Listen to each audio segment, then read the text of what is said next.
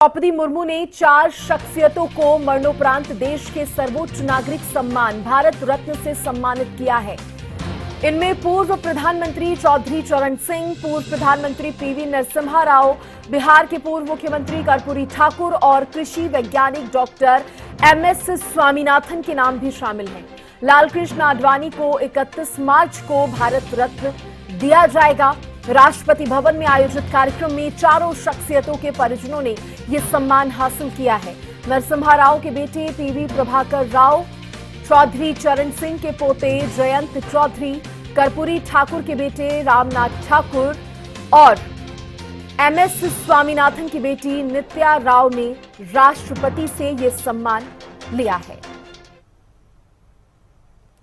देश के 9वें प्रधानमंत्री रहे हैं पीवी नरसिम्हा राव, जिन्हें ये भारत रत्न सम्मान जो है दिया गया है। आंध्र प्रदेश के राजनीतिक सफर, आंध्र प्रदेश से उन्होंने शुरू किया था अपना राजनीतिक सफर। 1957 से 1977 तक आंध्र प्रदेश विधानसभा के सदस्य भी रहे हैं पीवी नरसिम्हा राव।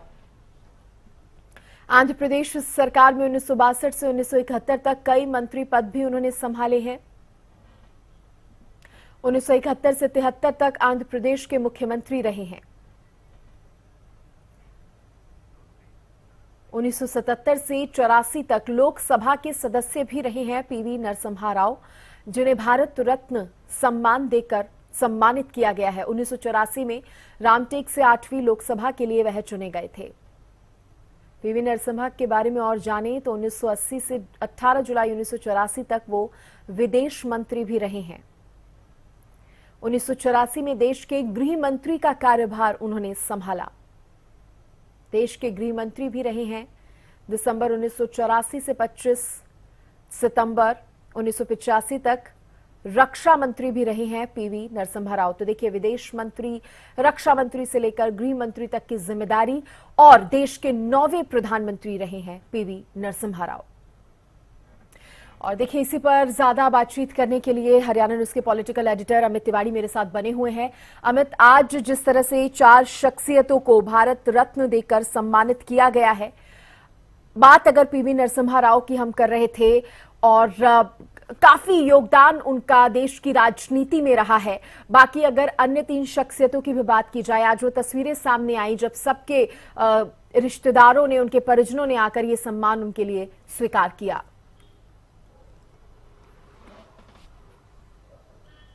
निश्चित रूप से सृष्टि, देखिए, जिन शख्सियतों को, जिन विभूतियों को यह सम्मान दिया गया है, बेशक वे भले ही हमारे बीच में नहीं है, मरणोपरांत उन्हें भारत रत्न का अवार्ड दिया गया है, लेकिन एक तरह से उनकी जो भारत के निर्माण में, भारत को आगे बढ़ाने में उनकी जो भूमिका है, उसे कभी भी नजरअंदाज नहीं किया जा सकता। उसे हमेशा ही याद किया जाएगा, चाहे वे बेशक हमारे बीच नहीं है। और इसी याद को जो उनके सम्मान देने के लिए, उनके कार्यों को सम्मान देने के लिए आज उन्हें भारत रत्न से उनके परिजन वो अवार्ड लेने के लिए पहुंचे थे। उनमें पीवी नरसिम्हा राव का, जैसे आपने पूरा राजनीतिक जीवन बताया, किस प्रकार से उन्होंने विदेश के साथ साथ जो भारत के गृह विभाग की जिम्मेवारी संभाली, रक्षा मंत्रालय भी संभाले, आंध्र प्रदेश के मुख्यमंत्री रहे और फिर देश के प्रधानमंत्री 1991 से 1996 तक उन्होंने देश के प्रधानमंत्री का भी बनने का उनको मौका मिला। तो ऐसे में एक बड़ा योगदान उनका भारतीय जो राजनीति है उसमें रहा है।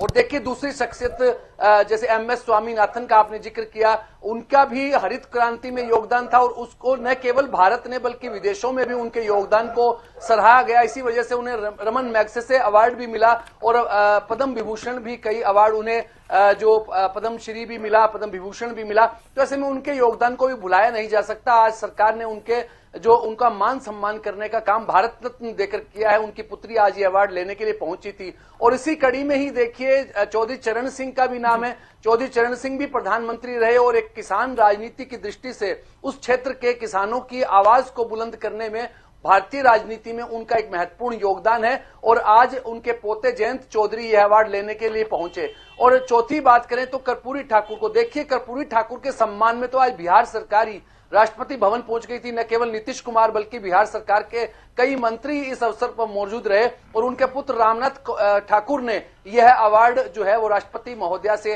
लिया। तो ऐसे में एक बड़ा दिन उनके पूरे परिवार के लिए, पूरे देश के लिए। और देखिए 5वां जो भारत रत्न है वो लालकृष्ण आडवाणी भारत के गृह मंत्री रहे, उप प्रधानमंत्री रहे, उन्हें भी आज ही दिया जाना था, लेकिन स्वास्थ्य कारणों के चलते वे नहीं पेश आ सके वहां राष्ट्रपति भवन में। उनके घर जाकर राष्ट्रपति महोदया कल अवार्ड उनको सौंपेगी।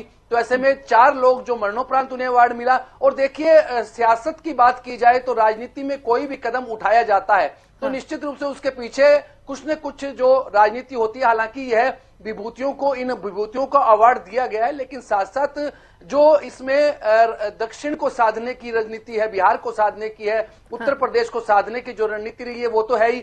उसमें आरोप भी हालांकि लगाए गए, लेकिन देखिए पीवी नरसिम्हा राव ने ताउम्र कांग्रेस की राजनीति की, लेकिन उन्हें कभी इस तरह का सम्मान नहीं दिया गया। 10 साल कांग्रेस भी रही, लेकिन भारतीय जनता पार्टी ने इससे आगे निकलकर जिस प्रकार से पीवी नरसिम्हा राव को अवार्ड देने का काम किया है वो सभी लोग सराह रहे हैं। और खासतौर पर आंध्र प्रदेश के लोगों के लिए तो वो काफी जो उनका जो अवार्ड देने का जो काम किया गया है, जो भारत रत्न देने का काम किया गया है, उसकी सराहना हो रही है। और इसी तरह से कर्पूरी ठाकुर के परिवारजनों की ओर से तो लंबे समय से यह आवाज उठाई जाती रही थी, क्योंकि उनका एक बड़ा योगदान बिहार की राजनीति में था और बिहार की राजनीति में उनके साथ काम कर चुके, उनके सानिध्य में काम कर चुके लोग आज भी राजनीति में बड़े पदों पर विराजमान हैं। हाँ। और देखिए सृष्टि, एक और महत्वपूर्ण बात है कि जैसे ही इन अवार्डों की घोषणा हुई थी, इनका ऐलान हुआ था, उसके बाद से किस प्रकार से राजनीति ने करवट ली है, न केवल उत्तर प्रदेश में बल्कि बिहार में भी। बिहार में जैसे ही इसका ऐलान हुआ उसके बाद नीतीश कुमार ने एक तरह से एनडीए में प्रवेश कर लिया और सरकार जो है वो पूरा स्वरूप जो है बिहार की राजनीति का बदल गया। नीतीश कुमार एनडीए के साथ आकर वापस खड़े हो गए। और इसी तरह से जयंत चौधरी अपनी राष्ट्रीय लोकदल को लेकर, जो चौधरी चरण सिंह के पोते हैं, आज भी अवार्ड लेने के लिए पहुंचे हुए थे, तो वे भी एकदम से एनडीए में आ गए। उसके बाद उन्होंने कहा कि कुछ भी कहने का कुछ अब बचा ही नहीं है। इसी तरह से आंध्र प्रदेश की राजनीति के समीकरण साधने की बात है। तो ऐसे में निश्चित रूप से एक बड़ा दिन आज उन तमाम विभूतियों को सम्मान देकर किया गया है। और साथ साथ देखिए, इस अवार्ड समारोह में प्रधानमंत्री नरेंद्र मोदी के साथ साथ गृह मंत्री अमित शाह और तमाम जो दूसरे मंत्री, बड़े चेहरे भारतीय राजनीति के, वे भी इस अवार्ड समारोह में मौजूद रहे थे। तो इस अवार्ड के बड़े मायने हैं और बड़ा सम्मान यह उन सभी विभूतियों को दिया गया है। जी चलिए, बहुत शुक्रिया अमित, तमाम जानकारी आपने दी, पूरी विस्तार से आपने जानकारी दे दी इस पर, बहुत धन्यवाद उसके लिए आपका। और एक बार फिर से बता दें कि 4 शख्सियतों को आज मरणोपरांत देश के सर्वोच्च नागरिक सम्मान भारत रत्न से सम्मानित किया गया है। 31 मार्च को लालकृष्ण आडवाणी जी को भी ये सम्मान दिया जाएगा।